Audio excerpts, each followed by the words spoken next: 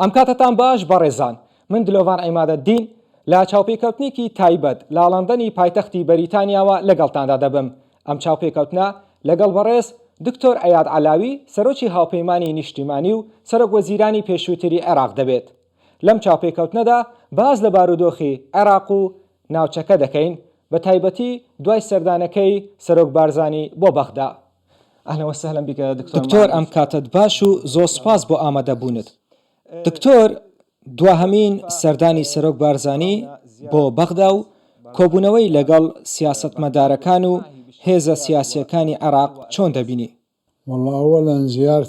لە ڕاستیدا سەردانەکەی ئەو ڕنگدانەوەی ئیرادەکەیەتی بۆ دۆزینەوەی چارەسەریەکان بۆ عێراق، نەک دۆزینەوەی کێشەکان. ئەمە یەکەمیان. دووەم، سەردانەکەی تاڕادەیەکی زۆر هەڵوێستی عێراقی لەبارەی پرسی کورد یەک خستەوە. ئەمە شتێکی باشە.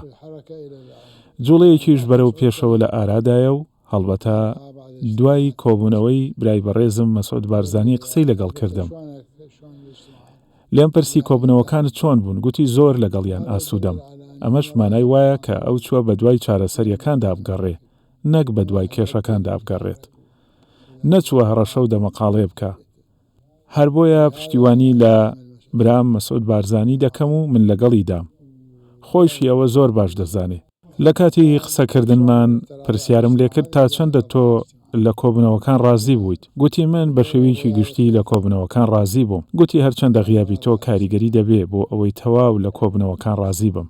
دەزانین پێشتر بەڕێستان و سەرۆک بارزانی و خوالە خۆشببوو مامجەلال و هەندێکی دیکە لەو سیاسەتمەدارانەی کە خاوەن شارەزایەکی زۆر بوون لە نێو ئەنجومەنی حکوم بوون. چۆن هێزە سیاسیەکانی ئێستای عێراق و سەرکردەکانی عێراق سوود لەو ئەزموونەی ئێوە وەربگرن؟ من بۆتی باز دەکەم. هەڵبەتە هەوڵمدا ناکۆکی لە نێوان پارتی و یەکێتی لە نێوان سەرۆک بارزانی و بافڵ تاڵەبانی دانەمێنێ.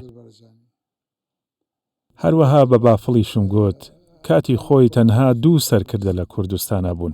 یەکێکیان ناوی جەلال تاڵەبانی بوو، ئەوی دیکەشیان ناوی مەسعود بارزانی بوو. جەلال تاڵەبانی چوە بەر ڕەحمەتی خوددا و مەسعود بارزانیش ماوەتەوە. ئێوە ئەگەر گوێڕایەڵی مەسعود بارزانی نەبن ناتوانن پێش بکەون، ناشتوانن کێشەکانتان چارەسەر بکەن. جا من تا ئێستاش ئەم هەڵوێستەم هەیە. مەسعود بارزانی نوێنەرایەتی هەموو ڕەنگەکان دەکا لە کوردستان ئەگەر هەر ڕۆژە و هەر شتێکیش ڕووبدا. بۆیە من پێم وایە چوونی ئەو بۆ بەغدا زۆر گرنگ بوو. ڕنگدانەوەی ئەرێنی لەسەر ئایندەی پەیوەندیەکان دەبێ، ڕوون و ڕوونتر دەبێ. ئینشاءالله ئایندەی پەیوەندیەکان ئەرێنی دەبێ. وەگەوەی من دەیناسم مەسعود بارزانی پیاوێکی نەرمونیانە بۆ هەر کەسێک کە نەرمی بوێت و ڕقیشە بۆ هەر کەسێک کە پێویستی بەڕقی بێت. بەڵام دووپاتی دەکەمەوە، ئەو هەرگیز بە دوای کێشەوە نییە، بەڵکو بە دوای چارەسەردا دەگەڕێت. ئایا ئەم سەردانەی سەرۆک بارزانی تیشک خراە سەرکێشە ناوخۆیەکان یاخود پێش هاتە ئیقلیمیەکانیش؟ نەخێر، هەم ناوخۆیی و هەمیش هەرێمایەتین هەردووکیان بەیەکەوە گرێدراون. دکتۆر، ماوەیەکی کەم پێشێستا لێدوانێکتان هەبوو باس لەوە دەکرا کە بارودۆخی عێراق خراپە و لە لێواری ڕووخانە و لەوانەیە لە هەر کاتێک بتەقێتەوە. ئایا هۆکاری ئەم لێدوانە چییە و لە چی سەرچاوی گرتووە؟ بەدڵنیاییەوە هۆکار هەن. هۆکارەکانیش وەک خۆت دەزانیت ئێمە چەند پێکاتەیەکی سەرەکیمان هەیە لە عێراق: شیعە، سوننە، کورد، تورکمان، مەسیحیمان هەیە. جا سەیرە هەمویان دابەش بوون و پەرش و بڵاو بوونە.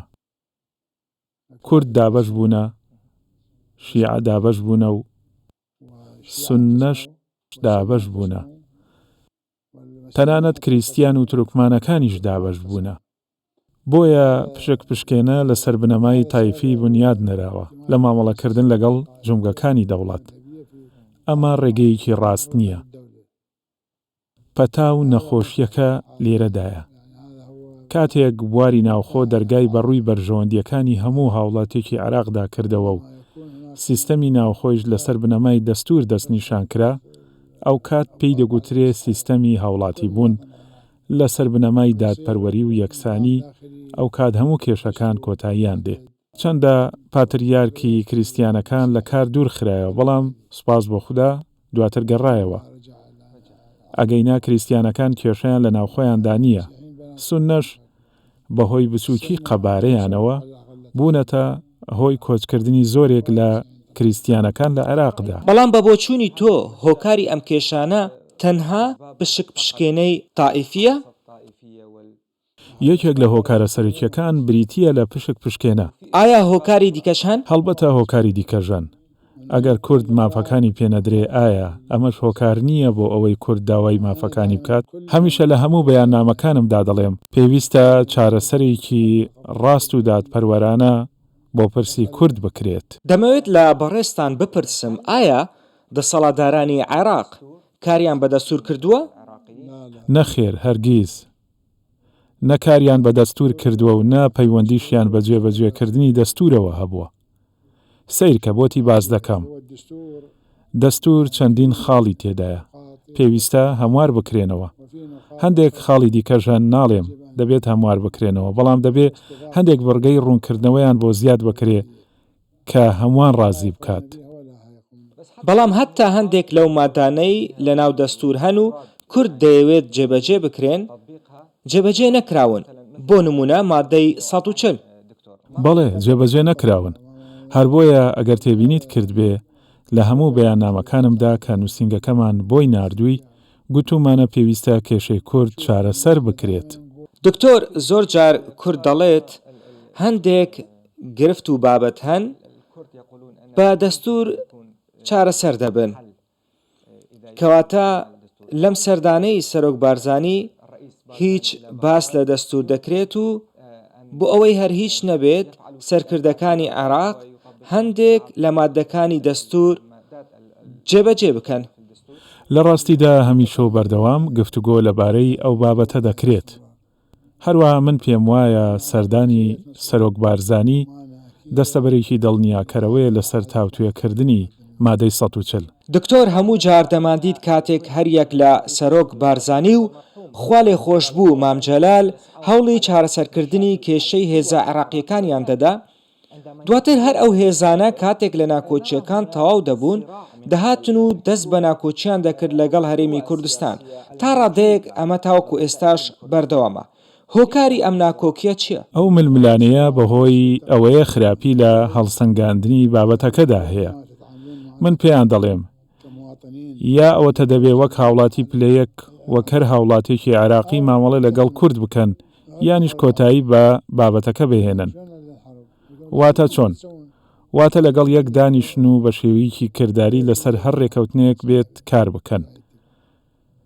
چەندین جار ئەمەم گوتووە. لە ڕاستیدا شتێکت پێ دەڵێم هیچ کەسێک ناتوانێ ئەو بەرپرسیارەتە هەڵبگرێت بۆ ئەوەی ئێمە هەڵی دەگرین.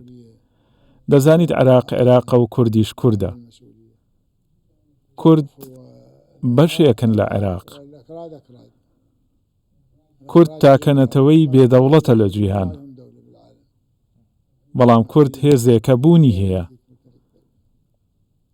جا پێویستە حکوومەتی عێراق بەو چاوە سەیری خۆی بکات کە باوکی هەموو عێراقیەکانە و جیاوازی لە نێوان هاوڵاتیانی عێراقیدا نەکات.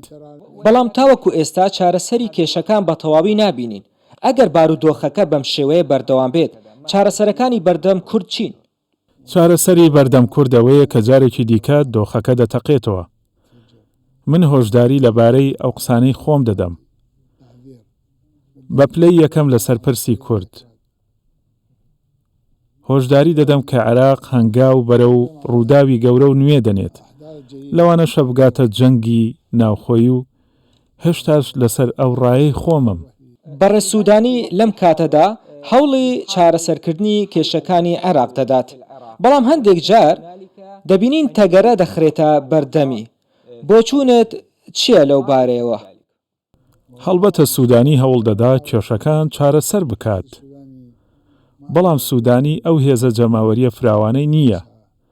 شەقامی سوودانی بەدەست چوارچێوەی هەماهەنگیەوەیە. چوارچێوەی هەماهەنگی خۆشی لەسەر ناکۆکیە. واتە ڕەوتێکی ڕێکوپێکیان لە کارکردندا نییە و گوێ بە ڕێکەوتنەکان نادەن. لەوانەش بۆ پرسی کورد. دکتۆر ئایا پێت وایە کورد دەبێت ڕۆڵێکی گەورەتریان پێ بدرێت لە بەغدا؟ هەڵبەتە واتە بە دڵنیاییەوە ئەو ڕۆڵەشیان زۆر گرنگ دەبێت. ئەگەر ڕۆڵەکەش گرنگ بێت بە دڵنیاییەوە کارەکانیش یەکلاکەرەوە دەبن بۆ یەخستنەوەی دیدگاکان. هەر بۆیە پێشنیازم کرد و ئێستاش پێشنیازی دەکەم کە پێویستە ڕێکەوتنێک بکرێ کورد و حکوومەتی عێراقی و لایەنی حکوومەتی هەرێمیش تێیدا بەشدار بن. دکتۆر بارودۆخی ناوچەی کێشە لەسەرەکان چۆن دەبینی؟ بە تایبەتی شنگال کە ئێستا میلیشیای لێیە و کۆنتڕۆلیان کردووە و هەروەها خەڵکی شنگال ناتوانن بگەڕێنەوە سەر ماڵ و حاڵی خۆیان. ئێزدیەکان لێقەوماون و لەگەڵیان هاوسۆزم. وەک دەشزانی ڕوبەڕووی کێشەی گەورە بوونەتەوە.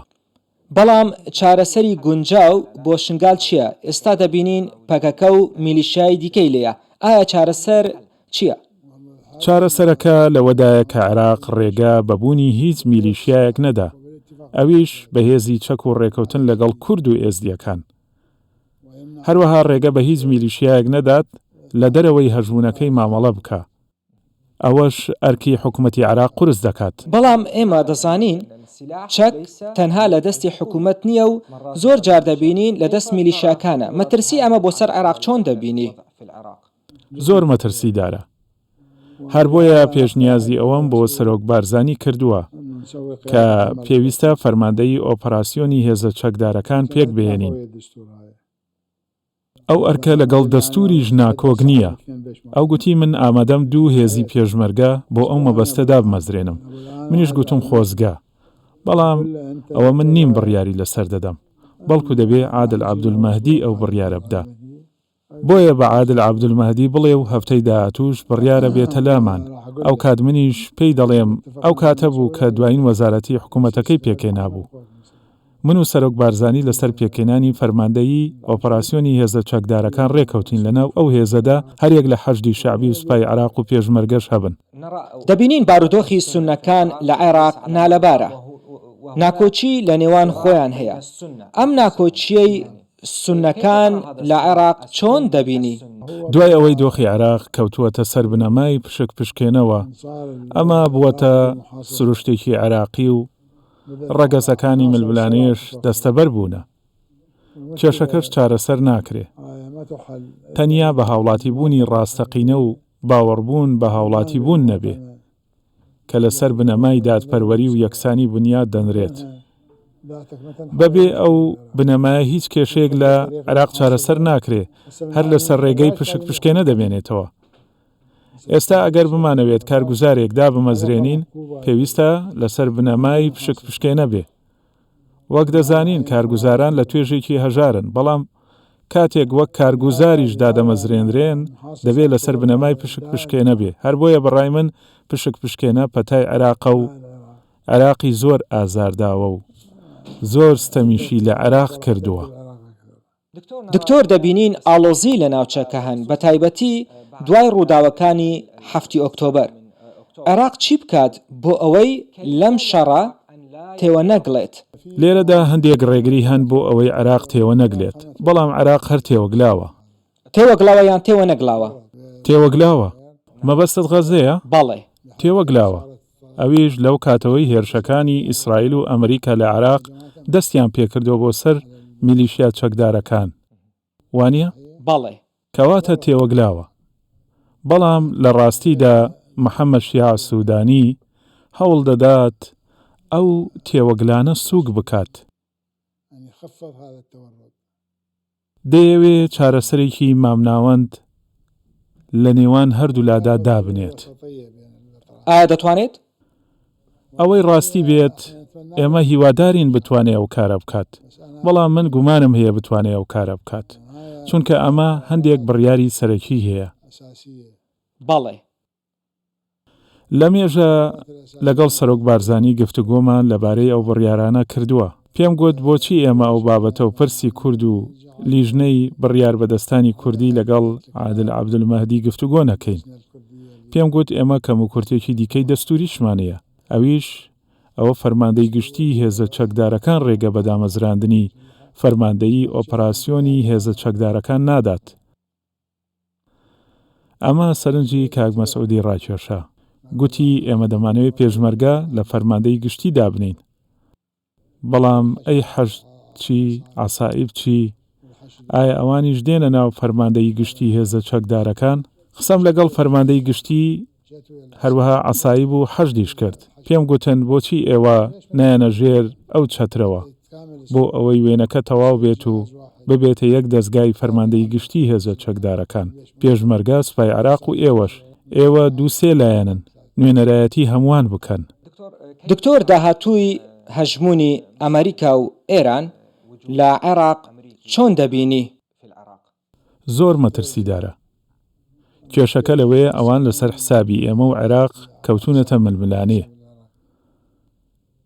ڕۆژێک کوور دەکەنە ئامانج، ڕۆژێک لە بەغدا دەدەن، ڕۆژێک لە حەشد و ڕۆژێک لە سووریا. واتە ئەوە شتێکی ڕاست نییە و قسەی تەندروست نین.